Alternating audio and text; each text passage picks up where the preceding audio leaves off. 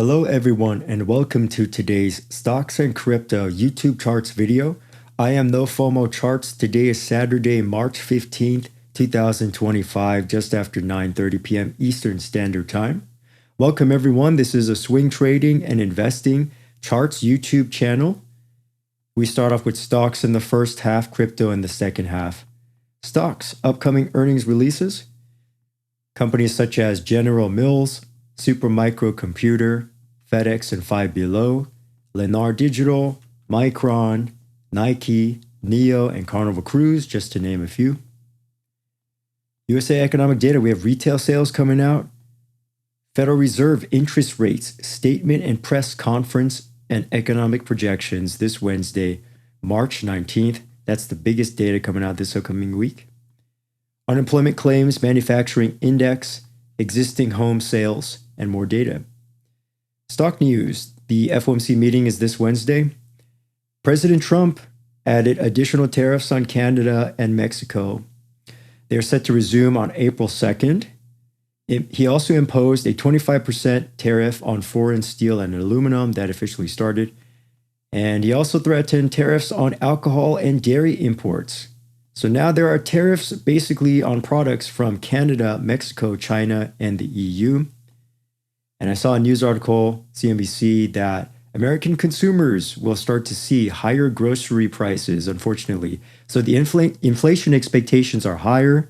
The consumer sentiment is lower starting off this year due to tariffs and government changes, corporate changes, etc. You know, honestly, we had stock market pullback correction. We had a crypto correction. We have tariffs. We have inflation going up. People are not feeling good. If you just walk around outside in the USA right now, it's not a good sentiment environment right now. For crypto, Binance and former CEO CZ reached out reportedly to President Trump and his team in regards to a pardon and a potential stake deal in Binance. This potential stake deal in Binance, it's not clear if that's real or not. But at least they might have spoken. Let's start off with SPY. SPY on this weekly chart, I do like how we held this level. 561, we made a hammer candle on the weekly chart. That's good. Finally, some good visual chart news, even though we had a crash. We pulled back from that. So on a monthly chart, we actually tapped that 12 EMA, which is 560 level. The double top dropped to that spot. 560, the weekly is holding 561. And I do like how the weekly stochastic RSI oscillator down here is in this low spot. I do like that. The daily chart, actually we bounced off the 300 EMA. I'll talk about that later. We also bounced off the 236 Fibonacci level, $552. And I also like how this stochastic RSI has a double bottom down here. On the squeeze, we're starting to see a little bit of that momentum shifting. RSI bounced below and pierced through 30 RSI, and this MACD histogram is building. So what that tells me, in the price action, after we had this basic 5-wave Elliott, three waves down, 2 waves up, Elliott wave pattern, bouncing off the 300 EMA and the 236 level, not quite a W, double bottom. The 4 hour still death cross. It means to me that potentially we might see a bounce if the news is good for the rest of March. My opinion is, this is my personal opinion, not financial advice. If we keep having nonstop tariffs, that's going to push prices higher, or the expectation of prices going higher, consumer sentiment continues to fall, the stock market can keep crashing. It's definitely possible. However, the charts are telling me it's possible we could bounce. And again, I'm still long on certain stocks. So this is real investing. I'm running one of my strategies. It's a mean reversion strategy. So it's not good that people just blindly follow me. It's understanding that what strategy am I trying to do? For example, buying one of the lower Bollinger Band strategies, and possibly at some point in the future, it could take a really long time, however, to bounce back up to the reversion mean center of the Bollinger Band. Depends However, that can have a failure rate of anywhere between 20 to 40%. So this might be that failure rate of the strategy, right? Because this is like an unprecedented government tariff changeover. New regime. So if it happens, I'm willing to have that take that loss. But why do I have the 300 EMA pulled up? Let me hide this Fibonacci.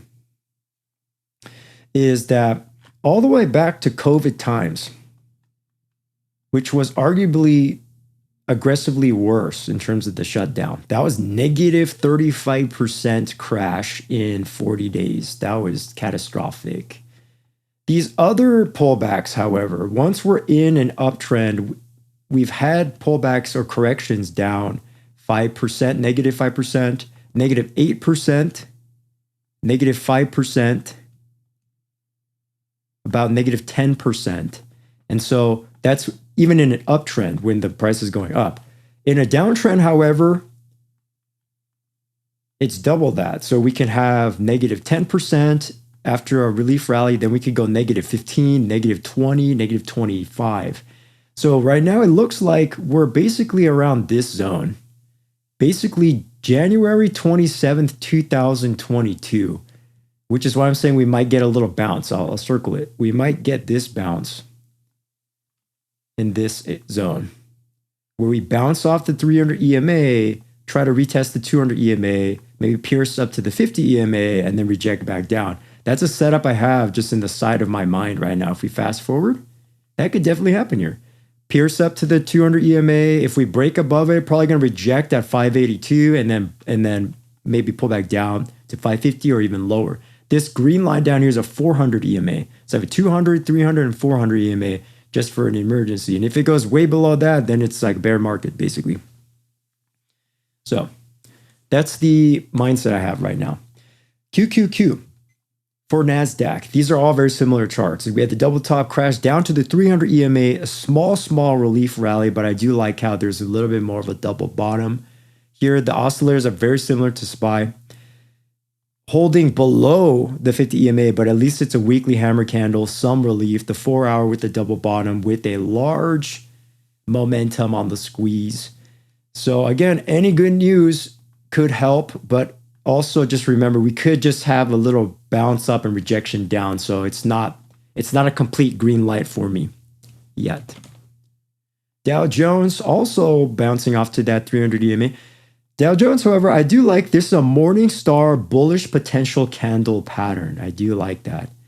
So the measure move of that candle pattern, 2%, could go up to 424, basically, target 1. If it fails, we have massive tariff problems, we could crash down to the 405, 404 level. 404 level down here. Watching out for that price. So we're looking at hammer candle above the 50 EMA daily chart, looking to bounce the 4 hour with that large histogram.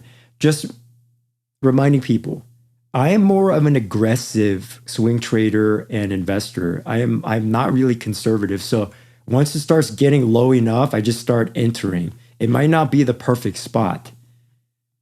So how do I know when this crash is over? I think that's probably the more important analysis than just looking at price levels is 3 scenarios. So if we keep downtrending in the price, either we have to go sideways for a while, consolidate to even have a chance at a recovery, or we can have a V-shaped recovery, which is mostly news-based, or we're going to have to wait for a pattern. So a support level like a W, double bottom, upside down head and shoulders, which would be massive in the market, or just a quiet uptrend reversal. So understanding those 3 potential scenarios is we're still on the left side of whatever price pattern that we're about to create this year. We're still on the left side of it. So even if we have a small bounce, we can still reject down. And once it gets really extremely oversold, and when I see massive maximum fear, uncertainty, doubt, unhappiness, sadness, depression on social media, or even feeling it even on the charts, volume goes extremely low and you just feel it on social media, that might be one of the relative bottoms or it could be the absolute bottom if we keep crashing for 2 years. So just understanding that is the mindset that I'm going for. Okay, IWM, I'll speed up here, is we're in oversold territory, but again, we're not seeing a clear or level of support. We might get a small bounce to 206 or 209 and then pull back down. Rapid fire the rest for time. Gold still bouncing off of the 26 EMA and bouncing up to all-time highs. It's not quite at the top resistance. There was some MACD histogram momentum. It's poking outside that Bollinger Band a little bit, but not quite outside of the 100-day linear regression. So it's not extreme on gold. We could continue to rally on this one just because of the sentiment. Silver having a nice bounce. This is like natural gas. Crashed down, hit the 50, 100 EMA, bounce back up. And getting not quite into that oversold territory yet. Not quite outside the linear regression. Just if it pops out a couple more days, then it will be in the upper $31 range. Looking at oil. Oil flagging below the down cross of my 12 EMA, basically in this triangle going sideways in a symmetrical triangle with a range of about 3%. Natural gas actually had a pullback, and we could see, like I said, natural gas is in the golden up cross. However, when it gets outside that linear regression, this is what I noticed. This just anecdotal observation is when it either gaps up extremely high out of that Bollinger Band or it's outside the Bollinger Band and the linear regression, that tells me maybe I should short it a little bit. It's not 100%. It's just something I noticed that whenever that happens, usually seems to be some kind of like extreme. So we hit that again and then crash back down. But now it's at 26 EMA, so we might see a bounce. And then I have to close my short. So let's go ahead and move on to crypto. Welcome everyone to the cryptocurrency segment of this video. It was a wild week and a wild month in cryptocurrency. I did not do much trading. Full transparency on crypto. I'm just waiting. In crypto, patience is a virtue and patience is discipline. It's part of my strategy. Now, we did have this double top rejection back in December, January, February. We are definitely downtrending. There's no question about it. Are we going to bounce? Well, right now, it looks like total crypto market cap is correlated with the stock market. So the stock market must bounce, in my opinion, for crypto to bounce, unless there's some extreme positive change that's going to come out of the White House or the FOMC this month. It needs to happen soon. So total. I do like 50 EMA hammer candle on the weekly. I like how the stochastic R size low on the weekly chart. Very good. Some bullish momentum is forming. It's not perfect, however, but it's there. So what I need to see for total is we need to never go below 2.5 trillion this month if we're going to have a uptrend reversal. We need to pull back, maybe test it maximum one time, and then try to get this uptrend reversal. However, if it dumps below 2.5, that's pretty much game over for bulls. In terms of bearish market downtrend will continue. Bitcoin, obviously still in the downtrend, and for sake of time, mark the support. 77,000 support level. We have this almost descending triangle pattern. So we know we're going to get breakout above 85 if it happens. I like how the RSI has tested this bottom. There was bullish momentum. We bounced, and now the critical level that we need to hold above is $80,000. Bitcoin, I like how the squeeze is there. It's trying really hard to trend change right now. It doesn't look like anything's happening, but we can have a bullish bounce up to the pivot point. It's 88,000. That's my bullish target. If we reject down, most likely to the upper 77,000 range. If we dip down to 74,000, I got to buy something probably. Ethereum USD, very messy chart. Turn off everything, and then we'll see we're in the downtrend. We're in the downtrend right now. We dipped all the way down to 1,800. So right now, Solana is more popular than Ethereum, but I do like how much price crash we have. We're down negative 50%. I'm not sure if people realize that on Ethereum. Ethereum is 50% off, but is it the bottom is the big question, because we've had these crashes before, 50% off. And this is why historically I'm waiting for some kind of bounce. It could take 3 months, 6 months, but sometimes you get a little relief bounce of 20, 30%, 20, 30%, 40% sometimes. And we're approaching that level. So I'm basically ready to buy something, and I'm getting ready. It's just a matter of, is it hitting my perfect level? And do I have patience for that? So let's turn off all the indicators. Simple way that I like to use, and it's very popular, is Fibonacci retracement tool. Take the lowest low that I see recently, let's say after the crash, June 2022, to the highest high recently, December 2024. Where are we? The 618 level, below that. It doesn't always work. We had one 618 bounce, and we're below the 618 level, which is basically $2,000 Ethereum. You draw a trend line, we're below that trend line. So, okay, bearish. But one of my reversion to the mean strategies is, will we bounce? Because if everybody's short, and if we have a short squeeze, we could have massive, just 1, 2, 3 day bounces before the shorts continue. We already had that with the strategic reserve news. I actually, half luck, I caught that, half strategy, right? So right now I'm just waiting. I'm waiting. Are we going to actually bounce? If we form a double bottom or something like that, but the oscillators are telling me, if it's just pure oscillators, technicals, something will happen within 30 days. That's what it's looking like. So all I have to see is the resistance. When is it going to get broken on intraday? Like 15-minute, 1 hour, 4 hour first, before it happens on a daily. So on the 15-minute, it's not really that reliable. I like 4 hour better, but obviously it's in a death cross downtrend, which is very scary. So again, the only thing I need to look out for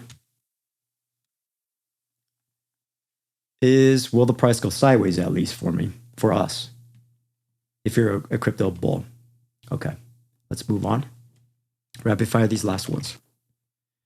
XRP daily chart, messy chart, because we had this head and shoulders, but now there was that bullish momentum. So XRP already bounced off of that setup. It was already there. Very messy, but it's there. The weekly chart, bouncing off of that 26 purple EMA. I like it. Very good. We're holding, which means crypto is still alive.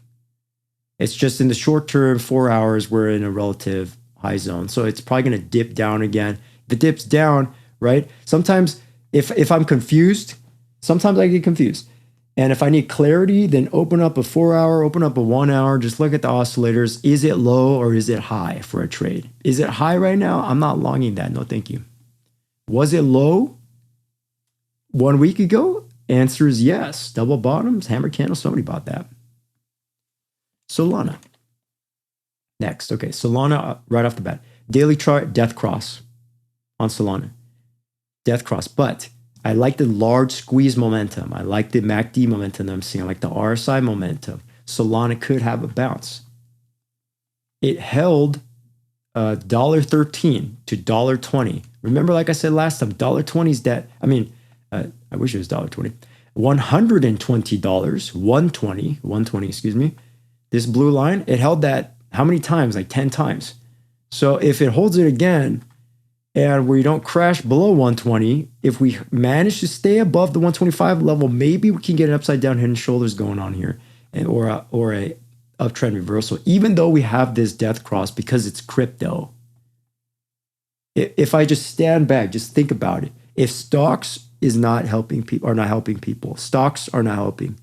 If ETFs are not helping right now, if the only thing is gold is helping, sometimes crypto can be used as a hedge, meaning where are people going to pile into to try to hedge their portfolio or make some money on a trade? So I believe crypto still exists for that purpose in trading. It's just a matter of waiting to get a low spot. Now, it's just like, for example, when we had the strategic news, buying high is usually never the answer, but buying low is the answer for a long trader. In general, it's not never that easy, but the general strategy is I want to buy lower and sell it higher because low price has a higher chance of going up as a trade. It's not all about price though, but you get what I'm saying. Dogecoin with the death cross. If we put up a Fibonacci, I like this at 786 level. So this is the death cross. Sometimes we get a pop back up. And it's because I'm a bull that I'm looking at this setup and look at these monstrous, very large, huge squeeze in MACD. This is why I like using the squeeze. Sometimes it's a little easier than look at the MACD and vice versa. We have double bottom on the RSI. Is it going to happen tomorrow? Might not happen tomorrow, but within, I would say maybe 30, 45 days, usually there's a setup once a month or every 3 months. So for me, my style is I wait for the big setup. How long did this big setup take on a weekly? It took 220 days. 220 days. That's 7 months. 8 months. Do I have the patience for that? Because we already crashed 100 days. Can I just wait 3 more months to get a massive setup? Is it going to happen? That's my mentality. Because I just like trying to capture 300%. I've done it multiple times, right? If you follow me on stream, it's just a matter of waiting for the setup. Because if this is such a great example, I like Dogecoin for this. It's one of the original meme coins, but how do I know, and we're going to end here, when it's, for example, this is not financial advice. I should say it like this. How do I know we're in an uptrend versus a downtrend? How do I know this? Using EMA up crosses, for example. I'll just bring up 2 fresh EMAs. Let's bring up the 2 most common EMAs. Exponential moving averages. The 50 EMA, which I like yellow color. And the 200 EMA, which I like red color. 200. Okay. So we had a golden up cross on October 2024. I'm going to circle that. That's point A. And then we had a death cross on March 9, 2025. I'm going to mark that in the X. X right here marks a spot. So if I'm a long bull, and this is me just trying to simplify the charts as easy as possible for somebody, turn off all the other indicators. We don't need that. Crypto, for example, is if it's just technical charts. If I have a golden cross, there's a perhaps approximately 50% chance that this is going to go up and the price is already going up. And then I just have to buy it and let it go. And then put a stop loss and take that profit, generally. However, when we start death cross, though, I have to understand and be honest with myself. The price is going down. Price is going down. That's not the direction that I'm looking for. So when I talk about aggressive versus conservative, is if I'm aggressive, I like buying not at the beginning of a downtrend. I just, like I keep saying, just wait for it and then the setup will appear. But I start, maybe if I want to start building a position, maybe a little bit now or in the next month. But Dogecoin is not going up right now at this point in time. So then I have to ask myself very honestly, why would I buy and go long if the price is going down? Very simple concept that my emotions, or a lot of people's emotions, or just having too many cognitive biases. I just listened to that podcast again. It's wonderful. 25 Cognitive Biases by Charlie Munger. It's from like 50 years ago. One of the best psychological bias speeches I've ever heard. But basically, I need to make sure that mental habits or mental weaknesses or emotional weaknesses are not going to cause me to make a huge mistake too many times in my career, right? So basically, long story short is, what is the price doing? Is it uptrending? Is it going sideways, which is not good either at the top of a market? because often that leads to a downtrend where the price starts going down. And then the big question becomes, where's the bottom? Where's the bottom?